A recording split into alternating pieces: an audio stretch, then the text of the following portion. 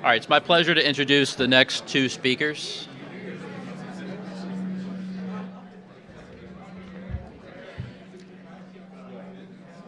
I'd like to introduce first Luis Guzman, the Director of Information Security at Fragomen. He's a passionate cybersecurity and intelligence professional with over 22 years of experience in building analytical teams that deliver and maintain technical solutions to address critical threats. His specialties include detection, incident response, orchestration, data analysis, and coding. He lives here in Pittsburgh, and we were fortunate enough for his family to bring him back from Silicon Valley. So welcome back to Pittsburgh. I'd also like to introduce his colleague, Ryan Gradke. He's the Director of Application Development at Fragomen as well. He is a technology, software, and internet professional. Ryan specializes in defining strategy and executing against that strategy for IT-related issues for corporate IT, software development, web development, and other scenarios. His other technical specialties include web development, software development, PHP, Java, Lotus Notes, ASP, .NET, and XML, among others. He is from Dallas, and on his spare time, he coaches high school lacrosse. Please welcome both. This thing on? Can you hear us? Yes? All right, awesome. They told me that if we walk up and down these underneath the mic, underneath the speakers, we get feedback. So if we start moving around and it starts hurting your ears, let us know. Additionally, they gave me a laser pointer, which is a bad idea. It doesn't really show up well there, but if anybody gets the desire to run after it, like Ryan, we'll try to prevent that.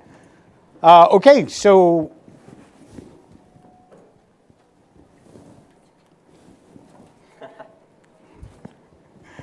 somebody check layer 1 for me over there.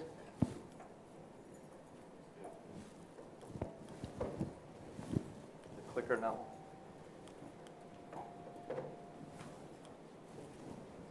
Ryan, chase the light. Chase the light, chase the light. Yep. Make your cat videos now.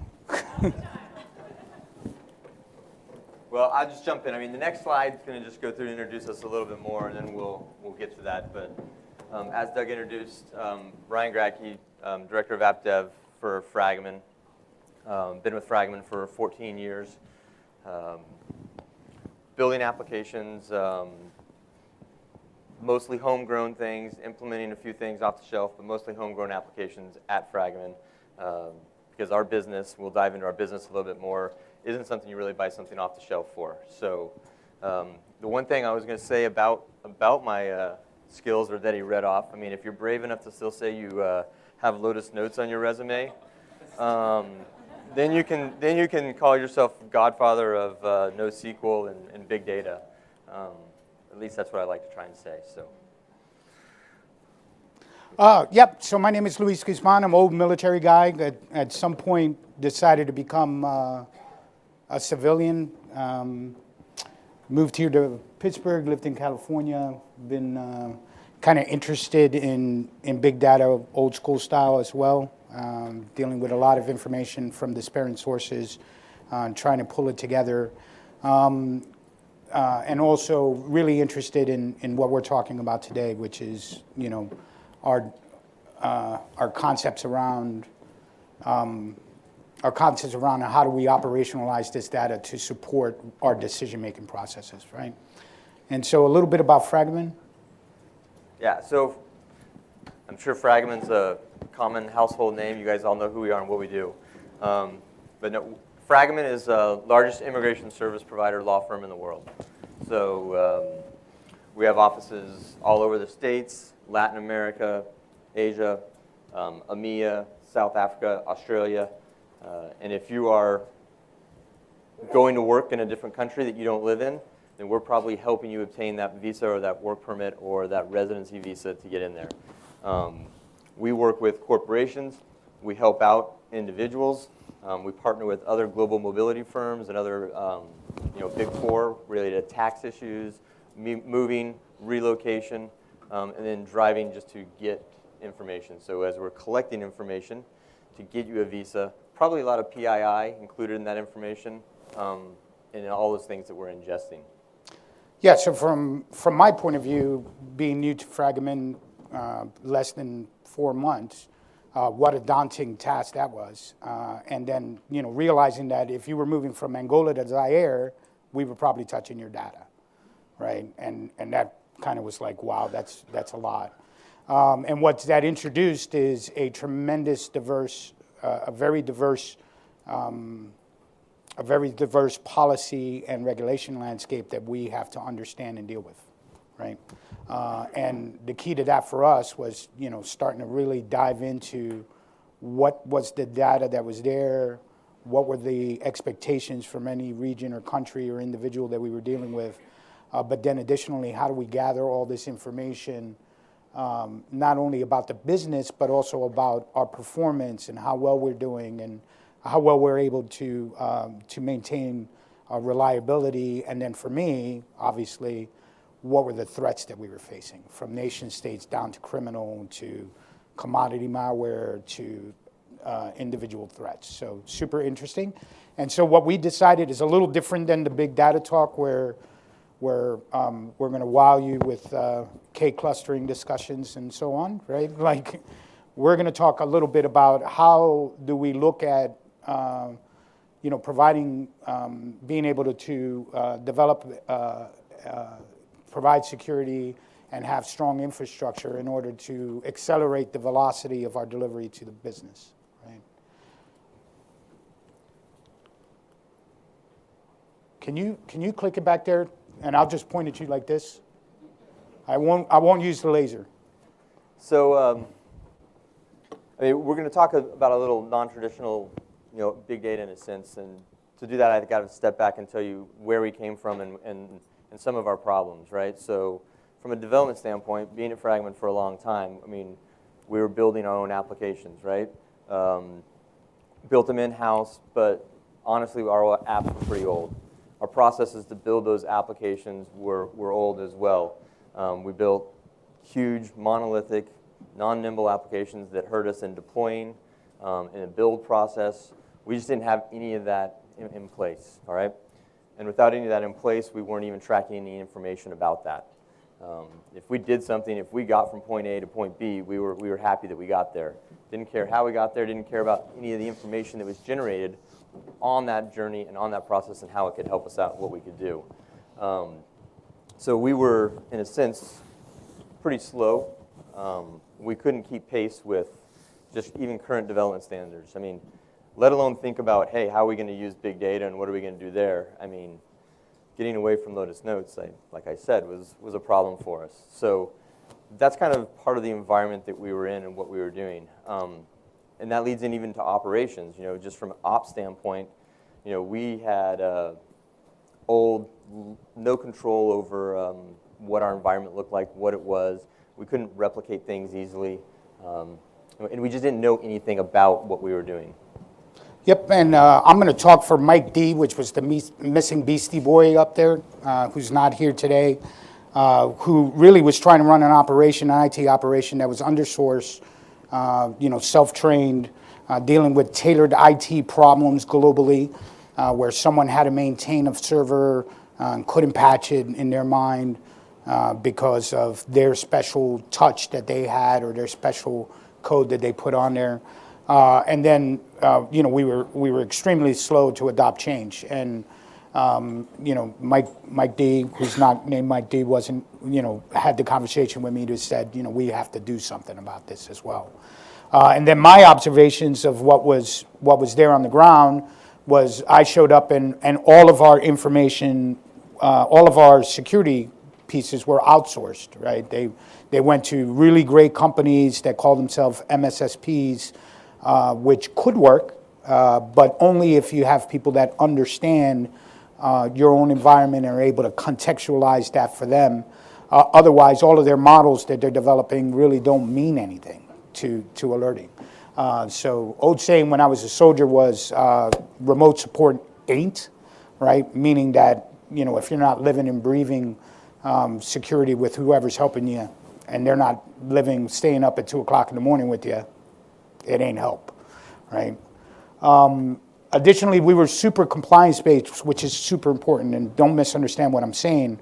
But we were driving the change in our environment from patching to looking at what we needed to check with a DAS system to, what we were saying that we could present to our lawyers, the people that we were supporting, the business that we were supporting. We were doing that based on compliance and coming in at the nth hour, right? And if anybody here is in development, that's pretty much the same problem that we were talking about with DevOps, right? So you have developers standing over here, and then it's time for go time. It's 1 minute before execution, and they hand it off to ops. And ops is like, hey, this won't build on anything we have, and we're pushing timelines off. Same thing was happening with security. We weren't proactively looking at the information.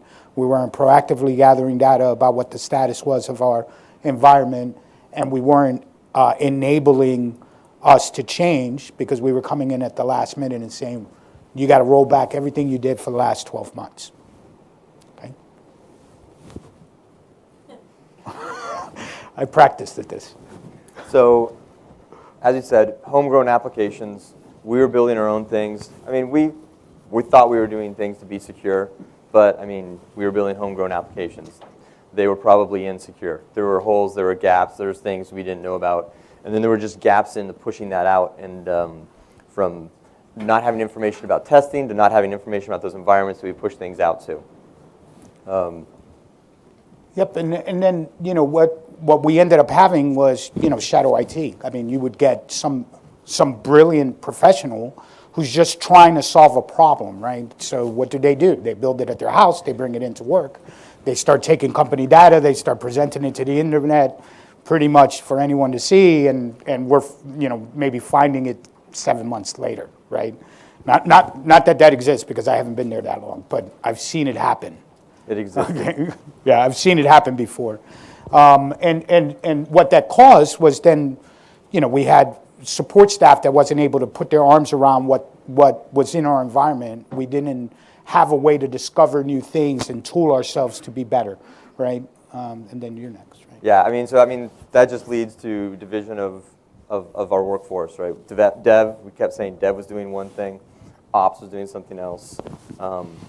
When we found a shadow IT component, we had to bring it in. We had to go figure out what the heck is this? How are we going to support it from development? Was it even built on the right stack that we know? Do we know these tools? How do we hand it off to someone in ops? How do we test this? What information do we gather about it? We didn't know, so. Yeah, and what that would cause is, as we started discovering things, we would have these break fix moments where we had to just fix everything right now, and it just rolled us back on our process. And looking at the faces that are here to talk about big data, and we'll kind of get to it in generally, but I kind of envy some of the stacks that I see out there where you own that we're talking about healthcare, and it's kind of been standardized for you, and it's coming into you in a way that at least it all means the same thing. So a person name and first name is first name. And we have that on our development side. But what we also found was across our IT stack, across our security stack, the amount of information, the velocity of the information we were receiving, and the variance in the information, and the amount of work that we had to do to muddle it together, to present it back to ourselves, to do things, was just amazing, right? It's just an amazing amount of work. And so we're working through that, but back to break fix, I mean, it was a severe strain on the way that we did business, right? So we thought, sorry, can we go back? No, the good. joke's there now, man. You could just Joke's talk. there. Yeah. I'm not going to do the voice, though. I'm not. If you don't know what this is, you're probably way My too name is young. Inigo Montoya. Killed my father. All right. So we figured, look, we've got to do something about this. And everybody's in there saying, okay, you guys are DevOps. You've got to implement DevOps. And so, yes, we had to implement a structured DevOps strategy from self-service configuration to our developers, right? Our developers had to be able to pull off what our environments were and work on those and develop them. They couldn't wait for ops to do something. They couldn't wait for the next latest patch. They had to have something ready, waiting, and available for them. So, being able to automatically provision that information. the CI/CD process. So from build to integration, we thought, okay, look, I've got to make sure that I'm tracking these builds and I'm putting it in a process where that as I build software, it's not Shadow, it's not somewhere else, I'm building that software, I'm checking it in, it's automatically going to the next stage. We're doing static code analysis, so hey, to address the security guy, we thought, hey, we're doing the right thing. We're doing static code analysis at this point, getting everything ready to be delivered, right? So all the way to the point we're ready to deliver, adding in a team that can manage that and help us with those automated releases where we're not spending, a Friday night every 2 weeks, 3 hours on the phone, all on a WebEx trying to release something, automated release management processes. And then through that, I didn't hit on it enough, but we said, okay, we got to build in testing. We got to have incremental testing. We've got to know what's going on in each of these steps of the process. As we build software, as we deploy it, we have to test it. We have to know what's going from unit testing to actually cross-browser testing to environment testing of our application. And the one thing that I didn't think of, thought I was doing all the right things, is am I secure? Right. And to be honest with you, when I came on board, there was like these pockets of awesome security, and then turn around and there was something crazy. And why that was happening was that people wanted to do the right things. And so, when we talk about self-service configuration, what's that take on my side about the data that we need to gather and then present back to ourselves on whether or not we're able to safely do that, right? So, we're trying to unify our stack, and I'm gathering data, disparate information across the board from all of our different applications, trying to use that to make arguments of where patching needs to occur earlier in the process. If we want to auto-provision, well, we also have to detect that over auto-provisioning, and we have to monitor its health and monitor its security, and then bring that information back to the build team so they understand what's happening on the impact. When we do talk about the CI/CD process, and we're moving something from production to prod, or from pre-production to prod, or staging to prod, how are we gathering data on its on the reliability of the system as a whole, and how do we model that then forward to how's that going to perform in production, right? And then obviously incremental testing is also something big on my side. So to go to microcosm very shortly, I write a signature on an intrusion detection system or on an endpoint detection system. How do I know that signature functions, right? Sure, I'm writing it, right? And somebody said it should work, but how do I continuously introduce these problem sets into our environment, gather the data, and gain efficacy on my signature sets out on the edge, right? And so as we talked about this, it was, how do we do this together? And to be honest, the journey signal that we gave you is really where we're at, right? I've been on the ground 3 months. Ryan's been taking over development and pushing it in the right direction, maybe a year and a half, right? And so as we go through this is the journey we're on, right? But to a point, to get to some data points here, when you're going through this DevOps process, I was saying point A to point B. As long as I implemented something that got me from point A to point B successfully and I released software okay, I thought I was good. As long as he signed off on security, as long as a static code analysis was good, I was done. But what that didn't do is it didn't provide us any information to build on going forward. It didn't help Luis learn earlier in our stack and earlier in our process what those signatures were and if they were working and if they were validating against those things. And so what I've taken away from this is that every single event that I'm generating is now data. So instead of just completing that task and being done with it, every single thing from the self-service provisioning when someone's doing something, knowing what they got, what they were working on, from the build process to the testing, what worked in browsers, what browsers were we testing, what OS was it on, what container was it in. All these were events that we weren't even tracking, we weren't even monitoring, we weren't even being aware of. And so what we've done recently is that we've taken those things and we've started ingesting those into our big data platforms, ingesting those into other tool sets, and recording those and being diligent about knowing those things that we're recording. Anytime we think we can record some event or we can do something, we're doing that, and that's able to give our security team insight into what we're doing. Yeah, and then we're applying those rule sets or those large concepts that we were doing across the security stack back to performance and what's happening within the build environment, right? So we talk about things like user behavior analytics. Well, I mean, you can model those same models against what's happening with a build, right? Or doing our trend analysis that we do reference, seeing hostile activity against our network. I mean, those same things we could look at what is taxing our systems the most, right? So that's where we're at now. Next slide. All right, where am I at? All right, so we decided with that data, obviously, development became, security is always security by design. It's a design principle. We learned that, but we have more insight to that now. We know what our events are, we know what we're doing, and we know how to think about that. There's a circle, it means it's a triangle, but it's going to come back. The things that we are outputting and putting in are providing Luis with information that he's then turning back to us that we're using to help increase how we develop securely and by design. We're able to streamline, harden those builds sooner in the stack. We know what we're working with, and we know what's going to be out there, and we have that so that we're secure and we're working securely up front. We mentioned we're testing throughout, all sorts of testing, continuous testing, but the big thing here is record all things.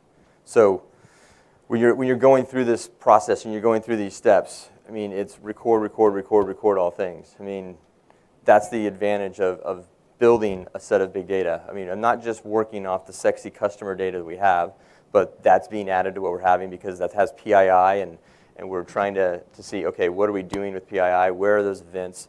If we're acting on that, but just also the events of that DevOps process, right? Getting there to something, because if I get from dev to ops to production and I'm not secured, I've already got a vulnerability, right? I've got to take care of that sooner. So all the information that I can record at all times, I've got to start building my set. And we're new.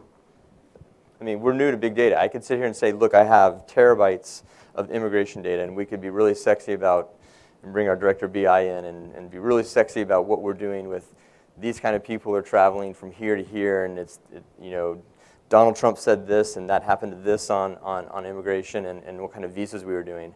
But the practicality of it is we're using it to make sure we don't get into incidents where we're in the news. So, and building our own data sets and building those things about all the data about how we operate, not just how we do immigration data, but how we do our business on a day-to-day basis in every aspect, just building, recording, and recording, and recording, is what's building that set that we can work from.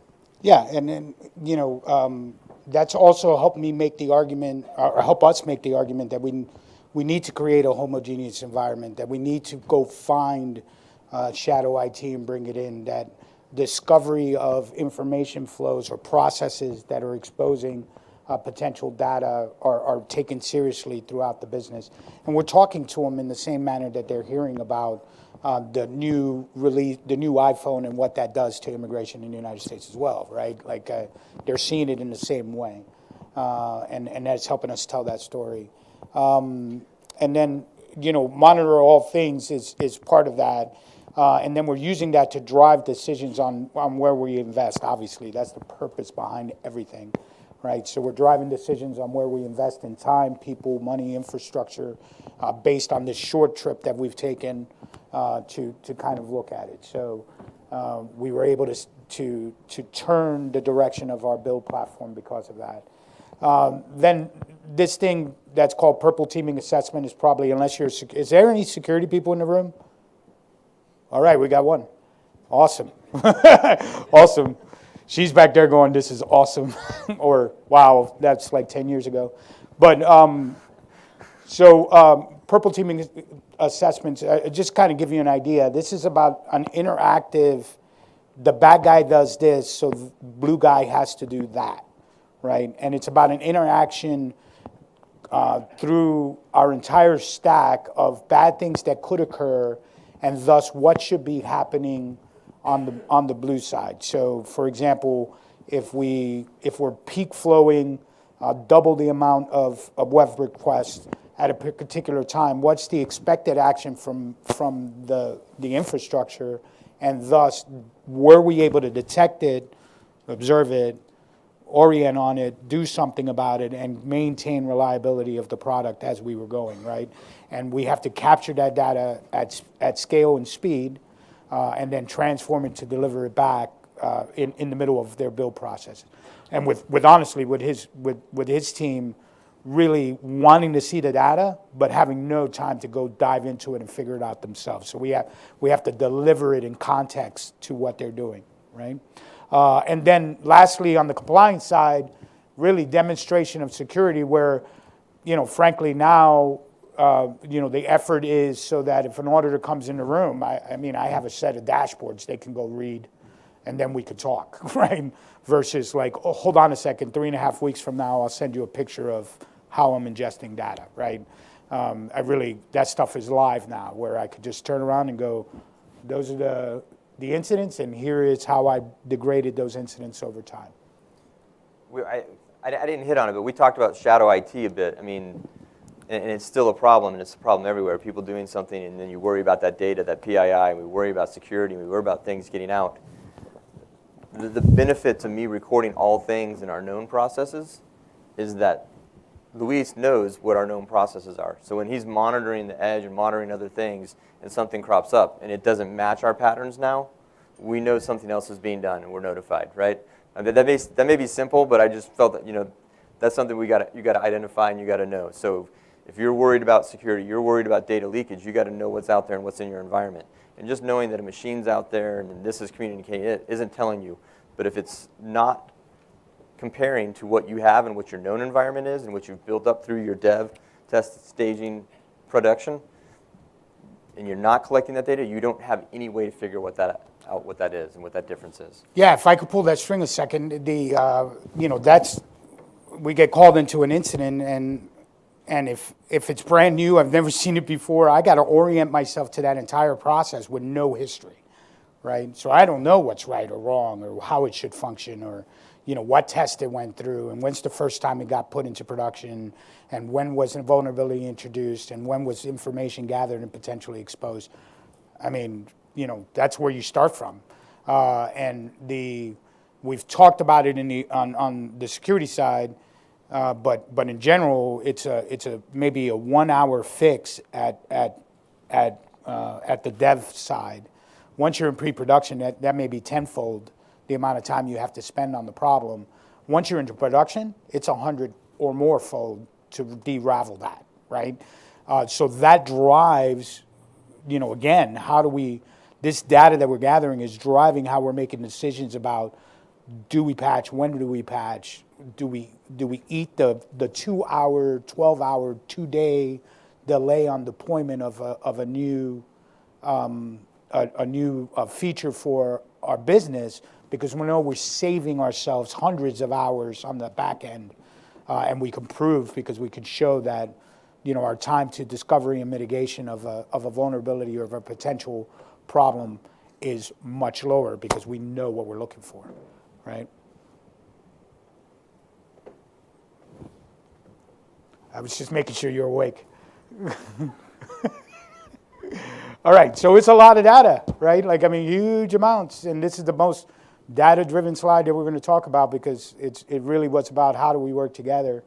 But you could see some of the numbers, and this is like part of the stack, right? And so I gather this, and we're not even talking about email security, web browsing security potentially, all kinds of things that potentially affect our environment. But as you go down this stack, I'm sitting at trillions of events a day, right? And we, just on the security side, not even talking ops and development side, we have to, gather this data, muddle it together, develop models of what we should be seeing, alert off of anomalies. I can't say that word. Bad stuff, alert off of bad stuff in the environment, right? And then present that for decision, right? And when I say present that for decision, the information we may have gathered may not be sufficient for us to make a decision on. So then I have to take that alert and find ways that I could use the features that I found within that alert to go back and then provide context of how normal that is within our environment, right? And all of this requires us to have the data in a place in a way that I could call out to these individual parts. So a day in the life or a month in the life of Luis or my team is, seeing thousands of events that are potentially threatening, right, after about tenfold eliminating things we know are absolutely normal, right? Millions of things that are absolutely normal. Getting down to 2,000 potentially threatening events, contextualizing those events with other knowledge that we have about the environment, eliminating the false positives and being left with like 39 times my guys and gals parachute out of helicopters and go figure out what's wrong, right? Each one of those are hours of work, right? And if I wasn't able to contextualize all that information, I would need an army of 50 people to do this. And we do it with 10, right? So an average security shop leads by volume, and we're trying to leave through data. Do you want to talk about a bit on your side, how that affects you? Or I just wanted to get them nervous, right? Go ahead. Yeah, on the spot. I wasn't talking on this slide, but now I am. No. So, no, but I mean, I keep reiterating the same thing. You've got to build your data set, right? If you don't have a data set, you can't do any analytics. You can't do anything from a big data standpoint. The events on here are common. Yeah, the network route, the router's going to do this. The WAF's going to be putting out this, outputting this. But from an application standpoint, app dev guys, we don't always sit there and think about what our logging framework looks like in our application. What was the dev ops process through there, and what events were we tracking? But the introduction of big data, the introduction of HDFS in our environment allows me to start just dumping this information, tracking it, recording it. The development of my applications away from a monolithic application to more microservice-focused, leaner, more nimble applications allows me to process something and log at the same time and generate that event and not sacrifice any speed in my application, any responsiveness, no latency. So if I have big monolithic application, then I'm sitting there thinking I can't log something because if I log that, that's going to take X number of milliseconds more. Now I've done that 15 times. Now I have a 6-second response page instead of a 2-second response page.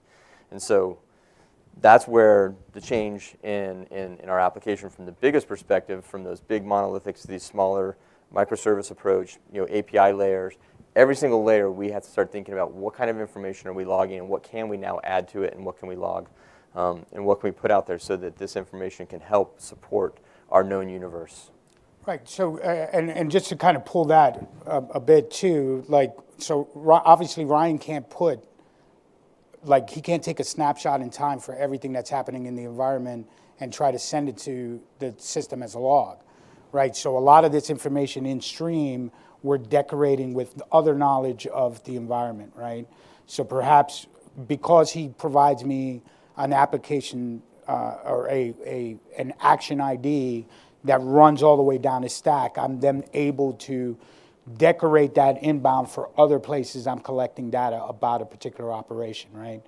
So that's in-stream processing of data before it hits my HDFS or other backends that we have, right? And then, being able to then go back and contextualize this information when we see an alert, right? And so that's where we sit. All right, so a couple examples we'll talk to, and then we'll take questions. We are now pushing hard to get security tests done throughout the stack. So when an individual writes a module, sending it to static code review and seeing if that is passing our standards there, or when we move something into our dev environment, hitting it with dynamic testing of known vulnerabilities so that the individual can get feedback immediately versus later down in the testing phase.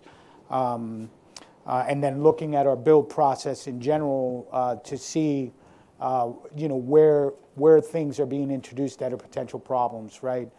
So we talked about the simplest thing is input validation.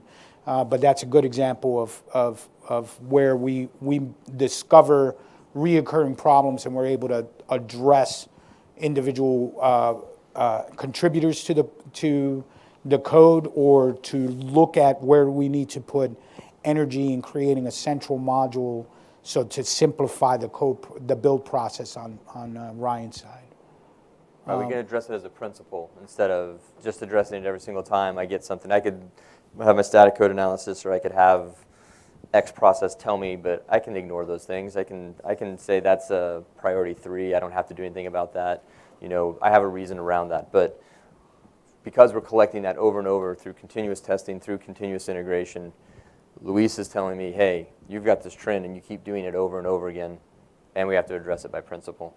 Yeah, that's a good point. I mean, I think, you know, security by checklist, where you have critical down to informational, and where it's like, well, it's informational, it doesn't matter, but we're introducing those informational that are eventually going to be potential vulnerabilities within our environment. And if it's something that we could address holistically by, you know, providing a module or security plugin, or even building a tool to help with auth N, auth Z, that's where we're trying to target our efforts versus, you know, create from scratch. And then showing being able to use the trend of resistant business loss, right, where the business is like, okay, we're losing uptime because you're patching us, right, to prove that is actually helping us maintain stability within the environment and deliver at a faster velocity, has been, you know, a challenge that we've taken on, and are starting to turn that data to get that support across the board. And then, like, I have a unique problem where, let me give you a perfect example. On a day, I may get 10,000 IP addresses that are claimed to be hospital that come in my front door that I have to make a decision about. Right? Do I block it at the edge? Do I alert on it? Do I do something about it? My team alone may write 20 signatures in a day, and will receive 100 new signatures or a day from external sources, right? Not including the alerts that we have within our environment, and all of that is the known unknown, right? How do we find the other stuff, right? And so the way that we find the other stuff is we're doing this constant probing testing concept across our stack, right? And if we gather that information, we can then start saying, okay, these unusual things that we couldn't understand before, we just saw them happen again out in the wild. Maybe that's where we need to spend our effort to understand what's causing that, right? And so then I'm able to take that data and demonstrate back that we're changing, and that I'm constantly challenging both the security and development and operations side to be secure. Right? Okay, next slide. I think we're at questions. Yep. So I mean, if you're a data scientist in here, I probably bored you, and this wasn't sexy and wasn't glamorous. But this is practical for us, and that's what the angle we wanted to come from. So I mean, in the practicality of it, we had to collect data, we had to collect that, we had to look at how we did that, we had to look at every aspect where we were going through and doing that. So the more data we gathered, the more we collected, the more we built our data set, the more we could run our operations. So, you know, different from maybe normal BI, sexy, reading a tech blog about how I can gain analytics and use Tableau or Splunk or something like that, or Spark, or even diving into all these components of where I'm grabbing. You know, ours was more at the beginning. If you don't start doing this, then using those tools or doing something with that stuff's not going to even help you out, because you're not going to have anything to work off of, right? You might as well just use Excel and go do a crosstab on something. So. Yeah, and you know, a little call to arms to the marvelous data scientists that exist out there, and the individuals that visualize this data. I mean, on the security side, we have a serious problem. And we've been kind of looking at this as an individual event, and some of us may be thinking about trends and patterns. Coming old school military like me, I mean, you know, that's how we find bad people, right? But it is a tremendous amount of data. And I had to roll up sleeves and learn how to work with Kafka and how to do Spark to process data in stream. How do we develop a decent ATFS backend and put Hive on top of it so that we can call out security events and enrich data. I mean, I had to do that, and I was a security guy, not my background, right? I'm supposed to be looking for people shooting shit, right? Sorry. So, super adventurous for me, and I'm fairly, well, I wouldn't say new, but newer to the problem set. Okay, so I think it's question time, and I'm looking at your watch upside down, so I think we almost hit a good time. I was asked to remind people to use the microphone in the center of the room. If not, I'm gonna try to emulate your voice in my accent. And if you ask me 2 hard questions, I'm gonna point at Ryan. All right, are there any questions in the room? Can we buy everybody coffee? I have a question. Oh, fantastic! I can't see you at all. Okay, I'm behind the pillar. I'm the mysterious person behind the pillar. The Pat Stroh from Brunner. So a lot of the challenges in security are for companies that are quote unquote big and slow, right? That like security intrusion and stuff is evolving so fast.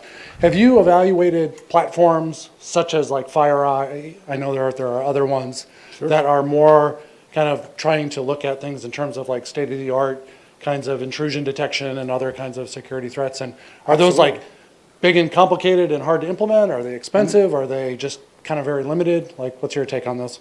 Yeah, so generally, so on my side, and I won't mention specific vendor's opinion, but I will generally talk about my opinion about anything that's done on the security side. I fear the black box. If you say you got magic, or like one person came to me and said, you don't understand, we do maths, I don't even want to talk to you, right? Like, I mean, so on the security side, we have a lot of that, where someone will come in and go, we find stuff because it's crazy, and we do maths. And we're like, okay, yeah, if you can't prove the math to me, I don't want to hear it, right? So transparency in what's happening in the security space is huge for me. We do use products like you mentioned up and down the stack, and they're not too complicated. It's more about whether or not their value is true. So you could have somebody come in anytime and say, we can deploy user behavior analytics on your systems and tell you everything John is doing from HR from 5 in the morning to 9 at night, and at 11:30 when he goes on, we're going to alert you to tell you he's doing bad. That assumes that we know who John from HR is, that we know what his system is, that we know what he's running on his system, that we've trended what they were doing beforehand, or we're providing the information for that system to function, right? So that burden seems like you buy the outside vendor and they take it away, but they do not, right? You need to develop that on your own, right? And then we are obviously have always been using heuristic models to figure out what's happening on an endpoint or out on the edge. What I found most successful was the systems that allow me to build my modeling around their collection, right? So provided me a good data model that I understood, allow me to see the features that I was able to do analysis on, and then build those models on my own, or transport those information sets to a place I could do it in conjunction with the other detection tools I have, right? So I do a lot of that where, I've identified features throughout our environment and I bring it into a centralized processing and visualization platform. Then I use that to do the next level discovery on our systems. Did I answer your question? Cool. Do we have any other questions? I don't have any jokes, dude. And I don't dance. I saw earlier, dude. Hey, now. I'll get the laser out. Do we have any more questions? If you're afraid to stand behind the podium, I can't see you when you're back there anyway. Okay, I think we're just a bit early on time. Is that correct? All right, so I guess we turn to the next speaker if we have no more questions. All right, thank you.